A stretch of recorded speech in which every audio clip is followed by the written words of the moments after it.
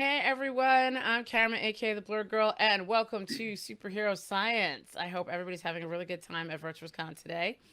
I can't wait to talk about all of the sciences behind some of our favorite topics. So, first, I'm going to introduce our illustrious panel, okay? So, starting on my top left there, we have Dr. Raven, the Science Maven. I was saying doctor because she just got a doctorate.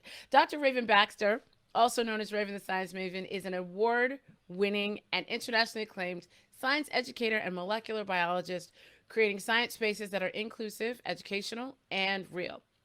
She's an entertainer and content creator known for her unique style of combining science and music that teaches and empowers those in STEM and beyond. She just, like I said, completed her doctorate in science education. Congratulations.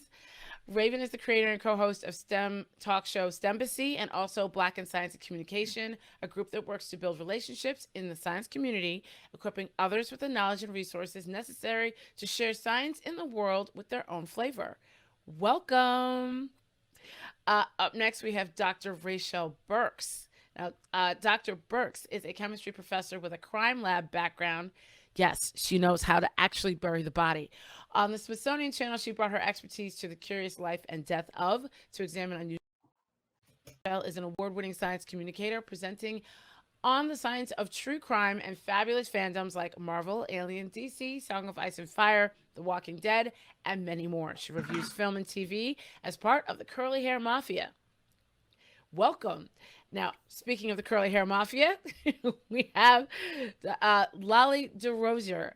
Lolly, oops, I just actually completely dropped Lolly's bio there. I'm sorry. I'm going to come right back to you.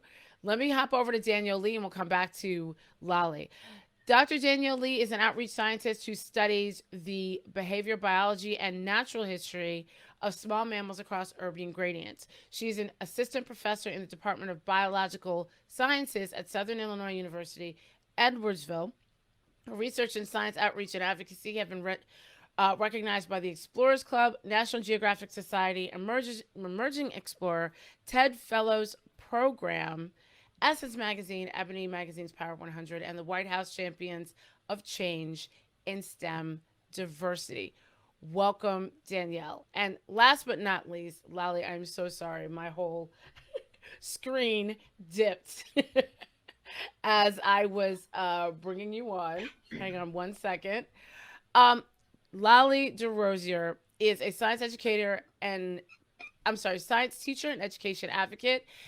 I know her as Adverbia. That's how y'all will see her on Twitter. She promotes youth involvement in science through student writing, art, and outreach.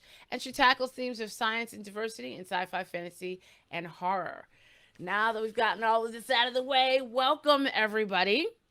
And let's dive right in. So we're going to be covering about 3 topics this morning. So the first topic I'm going to bring up is respiration. Breathing in space. So when we think of people like Superman, when we think of Invincible, for those of y'all who've been watching Invincible on Amazon, and Captain Marvel, these are humanoids. And in fact, Captain Marvel is an actual human being that has the capacity to breathe in space.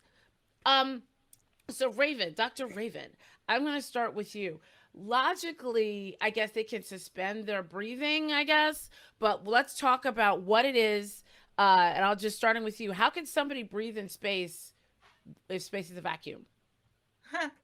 That's a really good point. I'm a molecular biologist, so I study molecules. But as far as my understanding of human biology, we need our air at a certain pressure. We need a certain composition of molecules in the air to breathe. And so considering that space is a vacuum, which is essentially like the absence of most of the molecules that we need, I don't know how these folks are breathing, to be honest with you. and honestly, that's my point. Like some of the stuff that we're seeing, it's like, don't try this at home. They not. Exactly. The short answer, they not. They're not breathing. Not. Okay, so so Danielle, what Dr. Lee, tell us what are they doing then? I mean, but So a few things we can like let's put it together. Like, so maybe they're not actively breathing. They have these good stores. They have this amazing capacity to like hold on to that.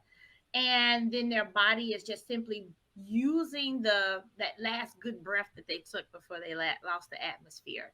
Now, how they seem to mimic talking, doing things for these long periods of time, they seem to mimic that chest going up and down. That seems to look like breathing. I'm going to say that's their body metering that little bit of oxygen. And here's the thing. I will say this. Metering.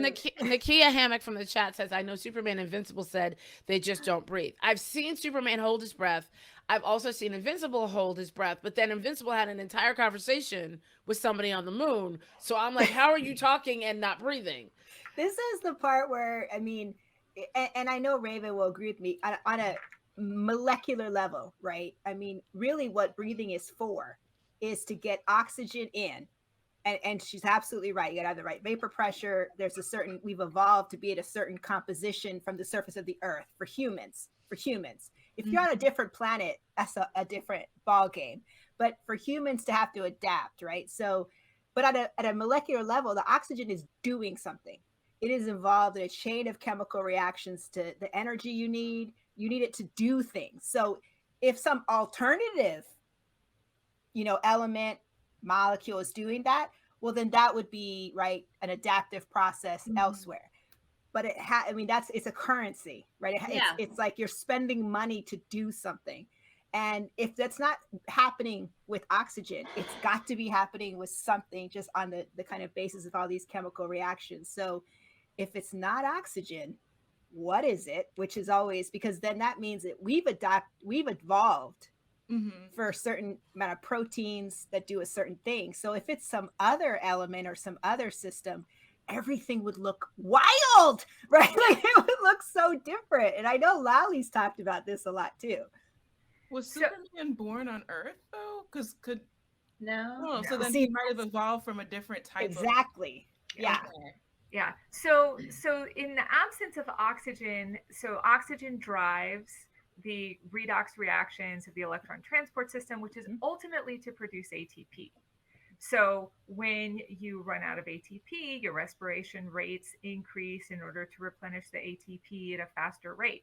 So if there's simply no oxygen in the environment, it's more logical for me to say that they have ultra high ATP reserves. Ooh, that's which a good one. Would mean incredibly high numbers of mitochondria in the cells. It would mean like perhaps they have some sort of analog to like brown fat that has high levels of mitochondria that would have like a quick release under no anoxic. But I have questions. Wait. What's brown fat? Because I thought all fat was the same race. No, all fat is not the same. Hold up. You have brown fat and white fat. And of the white fat, you got jiggly fat and solid fat. It's not even the same for the same.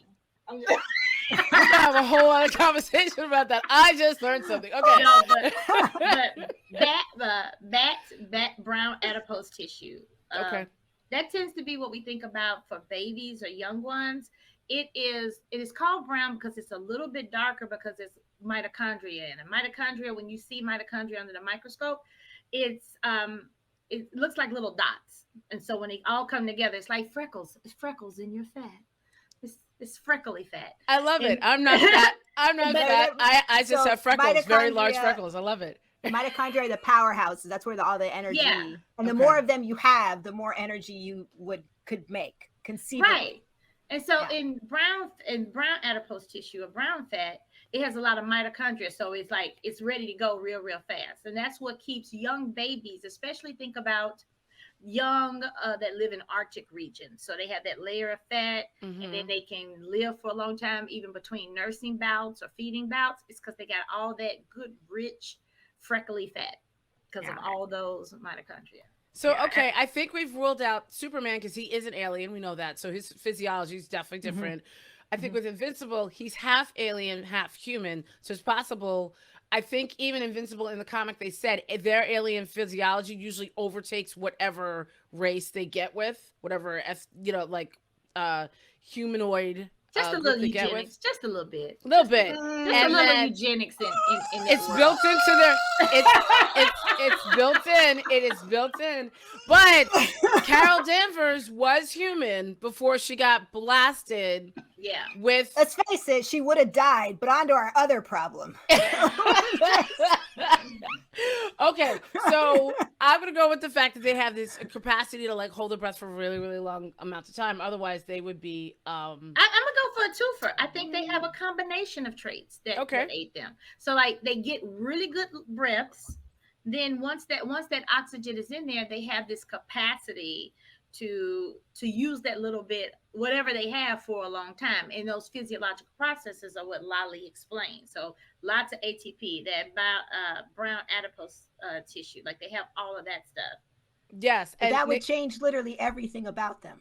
Yeah, it would. And Nakia, I agree with you in the chat. In terms of Captain Marvel, she does get that thing around her body whenever she's in space. So maybe it is some type of it's a bubble. Yeah, look at her exosuit. Yeah. Her exosuit. Yeah.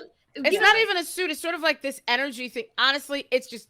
We can fiat the fact that it's bringing extra oxygen with it, which then let's say it is an extra oxygen around her. Mm-hmm. What are we gonna do about that CO2? It's the Karen component that we didn't factor in. But here's the thing: if they didn't do this, they would die. And so the next topic I want to bring up is things that appear to breathe like they're dead. So that would be zombies. So let's talk about zombies for a second. And there's all kinds. I know. Listen, we could have a whole show about zombies with Dr. Burks. But zombies, if you're thinking of Walking Dead, World War Z, even video games, but most recently, Army of the Dead, these zombies seem to be extra. So if a zombie is a corpse, it shouldn't breathe. So if we're seeing it like respirate, is that maybe just a human body remembering to do something? Like it's not, what is a zombie? Because something has infected it to reanimate the body, right? Anybody can jump in with this one. Well, it depends, right, on what your zombie model is. We've seen a rise of like the infectious disease model zombie that's popped up more and more, right? That's something, or even like in Army of the Dead, shades of super soldier, right? Born identity level, things went wrong, right? That kind of thing. But like classic zombies, like the first zombie movie, which was literally called White Zombie, which is about a white lady. I'm not kidding. White lady becomes a zombie. That was like not the necrotizing, not the kind of decay. That was like, very Haitian, white colonial imperial. I mean, it was really bad. Hollywood version. Hollywood, that was right the trend for a while. And then you had the kind of like nuclear war happen, and then like graveyards are emptying. Like, so which types of zombies are you talking about, number one? But if we stick with Army of the Dead, that is clearly, it's implied to be a bit super soldier manufacturing bioweapon-esque thing, right? And so because if we were talking Z Nation, it's like anybody who died immediately came back as a zombie. So that meant it was airborne. Dead. That's airborne. Right. Same thing with Walking Dead. So if it's actually a disease state and you're not actually dead, but like not well, right? Like very not well. Then maybe that, right, very not well. Then maybe that means that it's, it's a bit different, right? If it's a combination of necrotizing fasciolitis, right? So the skin, where your skin is like decaying, and then rabies and some other,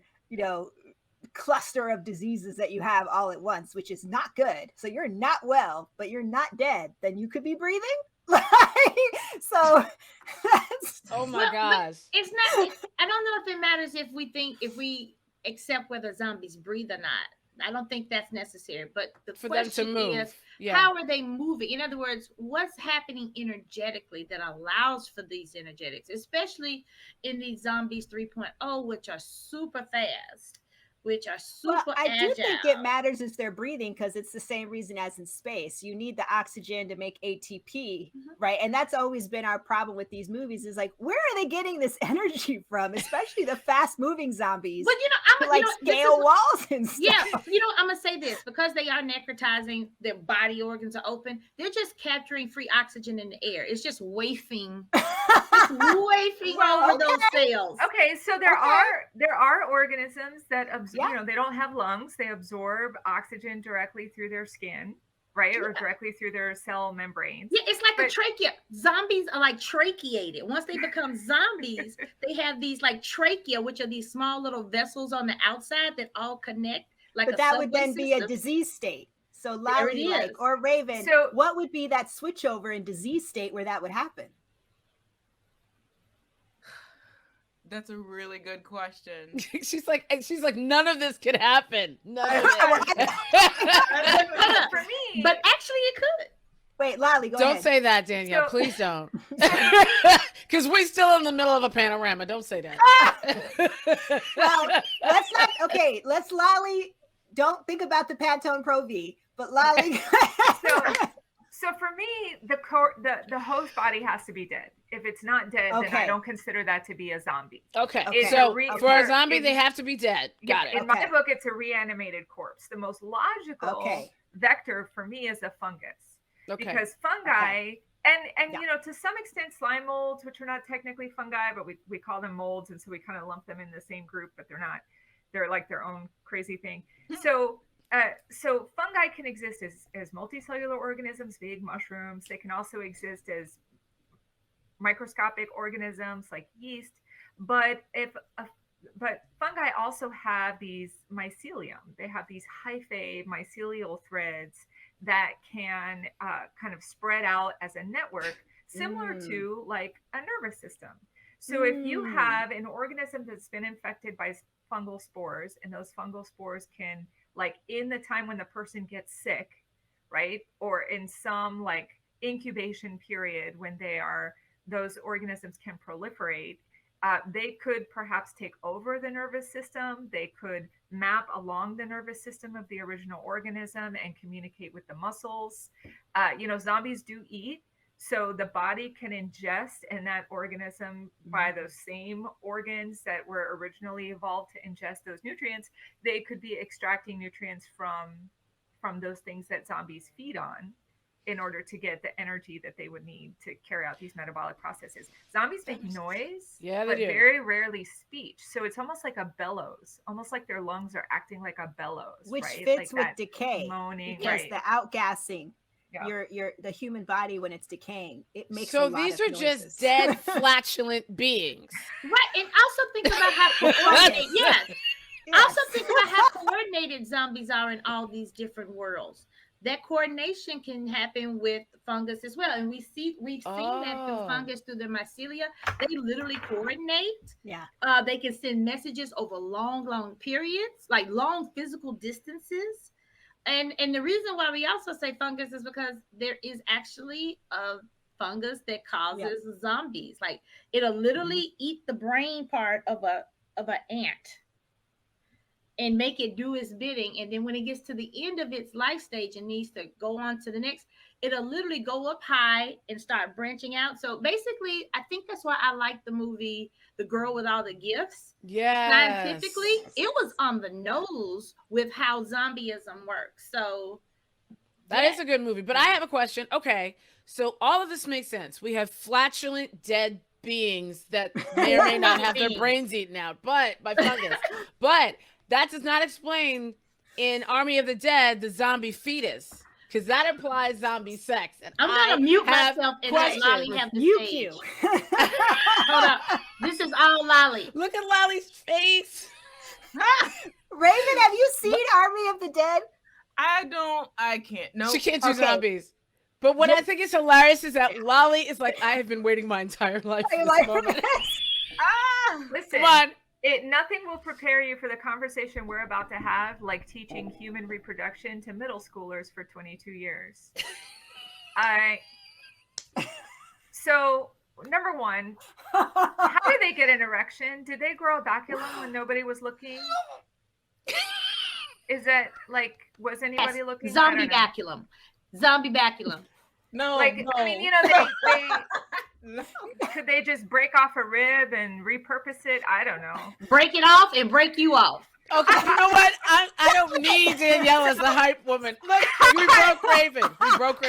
We broke Raven. So in Army of the Dead, we find out that one of the zombies is pregnant. Yes. And this is definitely not like Dawn of the Dead, where in Dawn of the Dead, we had a woman who was pregnant when and then she was died. infected. She died, and her baby became Was infected. zombified. Yeah. This is a new fetus because of the timeline. Yes, it is. Judging by the size of it, it's sometime in the second trimester, 15 to 19 weeks of development. Which implies that there is some sweet, sweet zombie lovemaking going on. You know what? Which is probably more aggressive than what we're used to. You know what? Aggressive zombie. Yes. Take the kids from the room. It might have to be, because depending on if everything is changed, they may now be no longer spontaneously ovulating. They may have to be more aggressive in order to ovulate. I dare say they would have to. Is there an analog for that in the animal world? Oh yeah, so we have there have animals that automatically ovulate like humans, so we know once a month. Then you have other animals that won't ovulate unless it's a very aggressive sex, like cats, felines. Like they're very. But are they dead though when it happens? I don't know. Listen, a cat's penis has barbs on it, so they I may heard as well that. be Yes, dead. that I have heard. Yes, Raven and I are like dying over here. That's because that's part of that aggressive sex, because it aggressively has to like all that physical stuff on the outside and inside. Until all that happens, the egg literally won't drop. So that is new information to me. So it triggers ovulation. The sex act triggers ovulation. Yeah, Interesting. Okay, so maybe then in that tiny little circumstance, it's possible that the woman became pregnant, or what if she was ovulating when she was infected? See what I'm saying? We've Well, seen that. time We've has seen gone that. The timeline doesn't Timeline work. didn't work. Okay, I'm trying. It's like I'm 6 trying. years. It's Look like a at 6 year. Raven's face. I Dr. know, Baxter, she's you like- all right? I reject this entire conversation, and I It's hate like all of this you. is a Clark Kent. The entire conversation is a Clark Kent. It's a Clark Kent, right? You can't see me because I put glasses on. Okay. So let's get into safer waters Ooh, and No, talk goodness. about people who appear to be dead but aren't really dead, and like the herbs and things that could make that happen. So I'm thinking of Black Panther and the heart-shaped herb. So whenever T'Challa takes in this herb, whoever takes in this herb, because Killmonger did it too, they go into sort of like a unconscious state, and they come back with superpowers. Now, again, there is also a suit that is enhancing their powers, but they do come back pretty strong and not impervious to pain. It's not that they can't die. What are we gonna, how do we get there? So what do you think is a herb that could mimic or slow somebody's heart rate down to the point that everybody thinks that they're dead and might even accidentally bury them, that could bring them back better, stronger, faster? I think there are a lot of chemical options. Okay. But it's funny because all the traits that we see, you would need like 3 or 4 different, kind of things to be like, okay, you need a central nervous system depressant, right? And then you need it, and then there has to be like a delay period, and then it needs to be something that actually is a bit of an upper, right? Which these are not in the same chemical group at all. And Okay. so, like, it's really does seem like a combination. Would it change its potency based on the consistency? Because if you remember, as a flour, like if you eat it, it doesn't do the same thing as if when they grind it up into a paste and make them drink it. Because the chemical compound, when you get down to the molecular level, and I think like Raven, if it's like like an opioid, like actually opium from the poppy seed, right? You would say that you could smoke it, you can drink it, you can inject it, and wow, the mode of delivery, the speed of which things would hit, but the effect is the same. Now, I know we talked about fungus before, and I think that Lali has a really good, because I mean, the level, the amount of different manifestations, we just don't see that in a one chemical corp. We have uppers, we have downers, they have very kind of distinct things, but I know that Lali has one that would kind of explain the variety of things, right, Lali? What's that? The datura? Like Or the in terms of the so fungus. so that was always my perception, is that the heart-shaped herb is not an herb, it's fungal in nature, because it grows in the dark. It is low to the ground, it's ground cover, it's dark, it has to be cool. And I will say this, mostly in a cave. But that was in the movies. In the movies, in the cave. But that's true. Canonically, it is a low growing plant, but it only grows where this meteor hits. So whatever the meteor did to the soil made this plant. It only grows where this one meteor hit. So I don't know if that's fungus. That could be due to a change in the pH of the soil, in the acidity, and the mineral content, that only certain plants are adapted to grow in certain areas. But that's true of fungi too. I know Danielle talked about lichens at one point. So symbiotic combinations. I think it's fungal, but I also think it's very much potentially a lichen because of those ecological things. Now, it growing in a particular place, the meteor may have something to do with it based on whatever chemicals the meteor brought with it. That's the reason why folks love to go harvest space stuff, because you have some unique chemicals that come on board. And it could have created this nice little, But that's the beginning to every horror movie in space. Exactly. It's like, let's harvest the thing that we don't know. Yeah, but here's the thing. Leave that shit where you found it. Yeah, where you found it. But in Wakanda, all this happened as the Earth, all this happened as the Earth was evolving. It wasn't a new thing. Right. We just accepted this happened, billions of years ago, just as the Earth was forming. And so that's why it happens in that particular space. Because Wakanda is, a geographical place, and you have these things, and we see that all over the world. Like particular places are a particular thing. We have even parts of the world that have their own wonky polarity. North and south don't even go the same way because that's how we chemically map things, and we can get very, very specific. Is isotopic abundance, fungal and lichen count. Like you can go down to get literally longitude and latitude. But she just said there's places that north is and south is. You ain't gonna act like you didn't say what you just said. Stop. Wait. Hang on. Where are we going on the planet where north is up, is down, and down? That's not. Hold up. It may not even be up or down. It could be sideways. It could be. It's just completely wonky. Danielle, that's called a portal. Danielle, I need to know where this is. So electromagnetically, it's just some places. So that's one of the theories of why upstate everybody talks about upstate New York, the Bermuda Triangle. There's a couple of little pockets. Wow. In the Asia. Wait. Raven, what did you say? You said upstate New York? We were talking. Oh, joking with you. She was like, we met you, girl. Raven's like, wait, I got a property there. Wait. It's just one big meteor crash. No, but what I'm saying is we have all these different little pockets of different places in the world where everything is wonky. And that's just on the land. We still don't exactly know everything going on at the bottom of the sea. So that's the bottom of our crust. And we know it's all like Atlantis is still down there. I got my money on Atlantis being there and things being here. I got my money on it. Because I like what Ray said about the fact that the effects we're seeing with the heart-shaped herb are variable and contrary to one another. And that also speaks to me of a fungus, because fungi is multicellular organisms. They just like our bodies, they have different organs. They can carry different chemicals in different places. The heart-shaped herb has hallucinogenic properties, psychotropic properties. It has effects on the cardiac and the nervous system. In Hollywood, datura has always been like the go-to spooky herb that they give people. Like we saw that in Serpent and the Rainbow. That's my first memory of it, of having effects of going back to zombification. But even things like cocaine.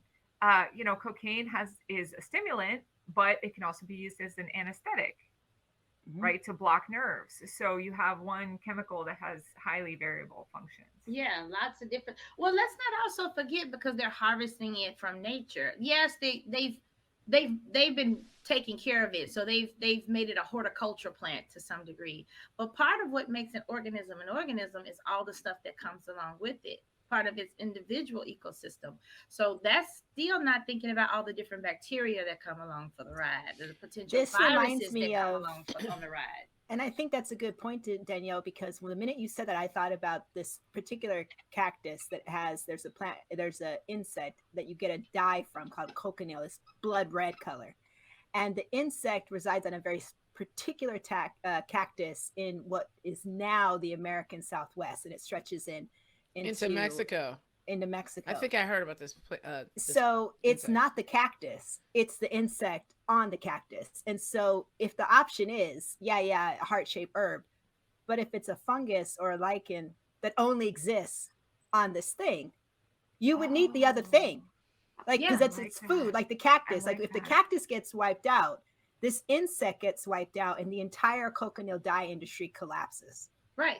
And so if that's what we're talking about, then the options are wide open, because what if there's a natural product from the drug that's like a plant-based alkaloid, lots of alkaloid drugs out there. We have so many of them, right? Yeah. And then there's something else that's in whatever's growing on the plant, right, that has a completely different chemical manifestation that could explain the dipolar effects of an upper and a downer. And a different time scale. Existing in the same. Yeah. And what are other alkaloids, just for the rest of us? Aspirin, cocaine is an alkaloid. Aspirin. Wait, I'm mad that aspirin and cocaine are on the same spectrum. That's terrifying. They friends. Caffeine is an alkaloid.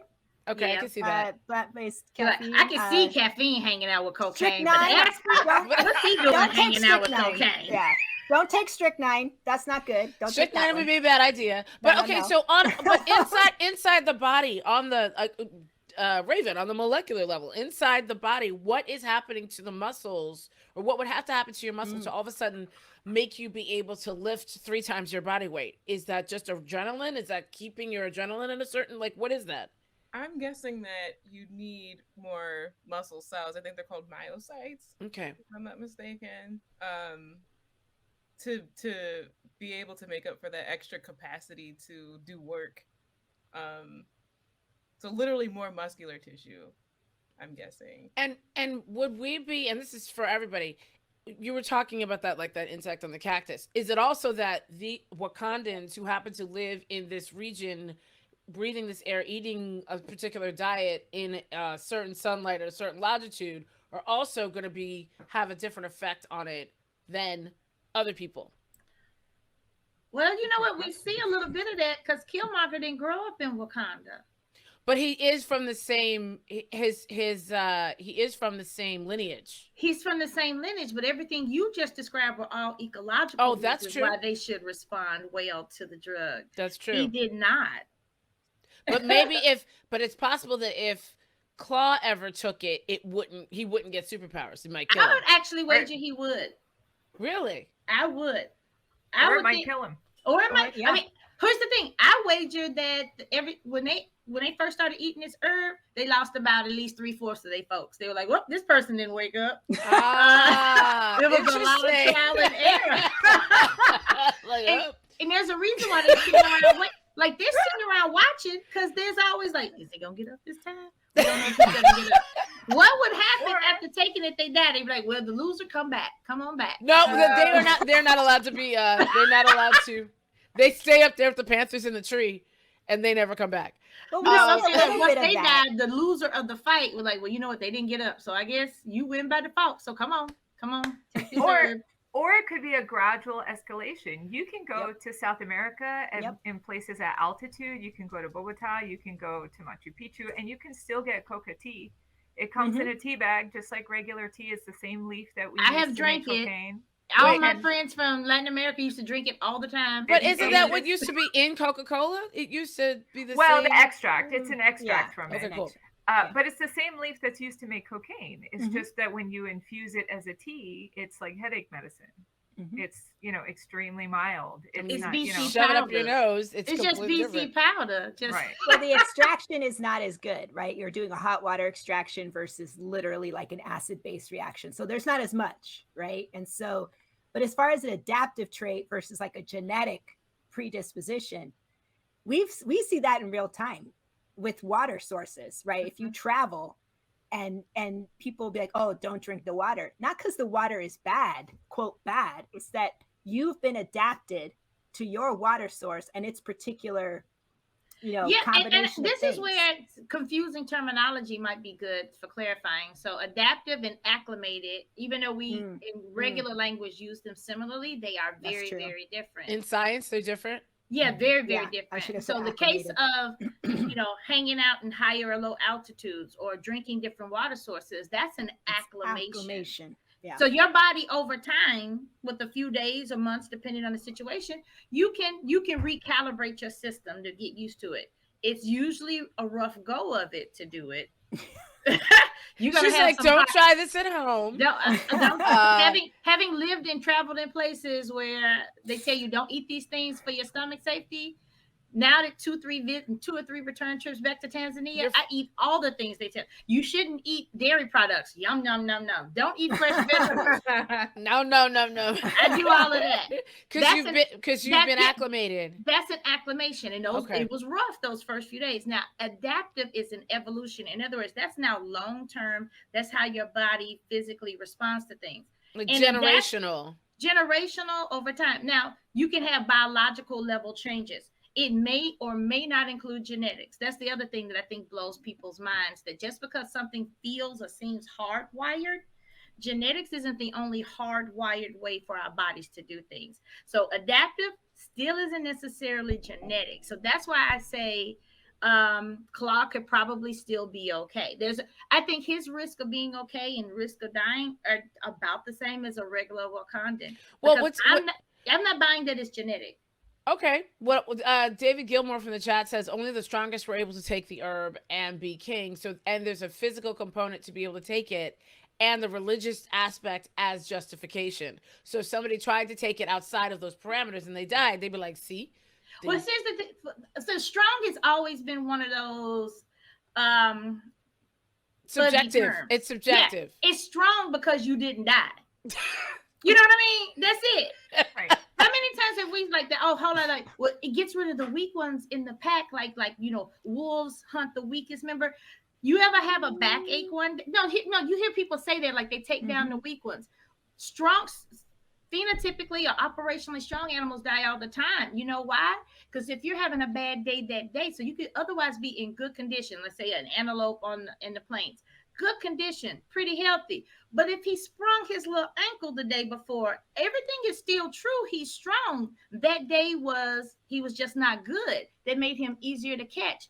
You can still take out on operationally good condition, perfectly, whatever you think, genetically or biologically good individuals out of a population, and it has nothing to do with whether you're strong or not. So we just count strong based on what's left over in the end. Well, that's what I meant when I was like, because strong it's always survival bias. Yep. And then we deem that as being strong or good. And I'm like, that's not how it works. Right? If anything, evolution sure loves some mediocre in the middle stuff. Oh, listen, we don't have enough time to talk about the science behind mediocre, okay? So before we wrap up, I want to go around and talk about what Dr. Burks likes to call professional shade. Things that drive you crazy that you see in TV and movie science. Dr. Raven, can we start with you? What is something that absolutely makes you bananas when you see it? Because you're like, this don't ever happen. Oh, when people get results back super quickly, and they're like, oh, the scientists will figure it out. And then all of a sudden someone's like, I got it. It's never that quick. It is literally, we got to write grants. Okay. Grant got to be approved. We got to get it peer-reviewed. It's a whole shenanigan. Oh my goodness. How about you, Dr. Burks? So I work with explosives and chemical weapons, right? So a lot of our stuff we have to do, of course. You do a lot of stuff like with remote, okay, this is going to happen over there. I'm going to remote monitor it, right? So, and you see that in sci-fi movies for years now. They've got robots, they've got things, whatever. They never use them though. They're always sending in some team to go, no. I'm sitting in a robot, and then when I see that thing, I'm getting the hell out of there.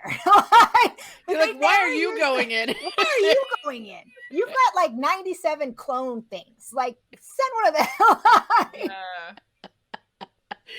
Oh goodness, how about you, Lolly? What's something that makes you absolutely crazy? For me, it's what I call leading with the head. It's the total lack of personal caution. Oh, there's a big hole in here. Let me stick my head in there and look around. There's this one scene from Mimic that stands out. I don't know if y'all remember that movie with Mira my Sorvino. God. Mira Sorvino, the entomologist. And a kid brings her a cockroach the size of a Furby in a jar. Oh my God. Now, she reaches in there, scoops it out, and holds it up to her face and gets bit because, of course, she did. In the real world, you would throw some fly nap in there, screw that shut, wait for that bad boy to take a dirt nap before you take it out and dissect it. That's what would happen in the real world. You don't hold it up to your face. No, you don't reach in there. You don't touch it. You don't pick it up. You don't scoop it up. You don't try to pet she it. had a nothing. robot. Right. You are going to sample it. You're going to kill it. You're going to bag it. You're going to send it off to a museum. You're not going to like try to pet it or lick it or kiss it or nothing. Dr. Lee. I get upset with bad protocols. Like folks just not following good protocols. Like you have protocols and then you don't follow them. A good example of that, which kind of brings in everyone else's stuff, is in Prometheus. When they're on the planet, you could just stop there. Just in Prometheus. You're right. That's it. Prometheus. You should watch Prometheus as a science safety video. Like, I'm gonna give myself a C-section, and I'm gonna. That's not the one that I'm upset about. That's not the worst thing in the movie. The worst thing in the movie is the zoologist not following the protocols, which is, send in the little robots to figure things out. Take a sample, and they talk about their own protocols, like we do A, B, and C, and then proceed to do none of it. And not because they're stressed. Like I get under stress, but that's why we have protocols. That's why we have training. So that even if you're stressed, you will go into muscle memory and you will follow those protocols. And most of those protocols, well written, shouldn't feel so weird. They should reinforce your natural inclination to keep yourself safe. But yeah, I hate it when they don't follow their own protocols. I'll just be like, it'd be a much shorter movie, which honestly would have been a good thing. Listen to me. I was done when Idris went down with the ship. I was done. And yes, that's a spoiler. And I don't care. I hate that movie. So thank you all for joining us for Superhero Science. I cannot wait. And I'm having everybody on my show to do this again because it's so much fun. Please, starting with Raven, please tell everybody where they can find you on the interwebs. Sure. You can find me. I'm Raven the Science Maven on every platform except Twitter, where I'm Raven Science Maven. See you there. Dr. Burks. I'm Dr. Rubidium on Twitter. Stop by for the science, stay for the jokes. Lolly. I'm at _Adverbia on Twitter. You can find me there for science fiction takes. And I think we see yours in the corner, Dr. Lee. Yeah, I'm DN Lee 5 on all platforms. And I just want to say that, so Raychelle, Lolly, and I are all three of us are the Curly Hair Mafia. So you can hear us talking more about the no science and the shade and the side eyes and the Clark Kents of sci-fi, horror, and fantasy. And I talk science, life, advocacy, and living in the academy. I talk all the things. Awesome. And also, we don't want to forget that there's literally science tracks, science music being made by Dr. Raven, the Science Maven. And if you were trying to get anybody, like, especially it's great for kids too when they're trying to teach stuff. And all of her safety videos for COVID have been hilarious. Yeah. So you got to check all those out. I am Karama, aka the Blurred Girl. I want to thank you for hanging out with us. And please do not forget to support our vendors at Virtuous Con. After this panel, when the next screen that pops up, please click in the upper left corner, go to main floor. And by the way, I'm actually showing this necklace is from is actually an example. It's actually from Star Wars. And iconography, she's down there. She makes beautiful, beautiful jewelry, and it's all sci-fi and science inspired. Support her, support other vendors here today. And if you are in the chat in this room, there should be a link dropping for you to get there right away after this. Thank you all for hanging out, and everybody enjoy the rest of your Father's Day.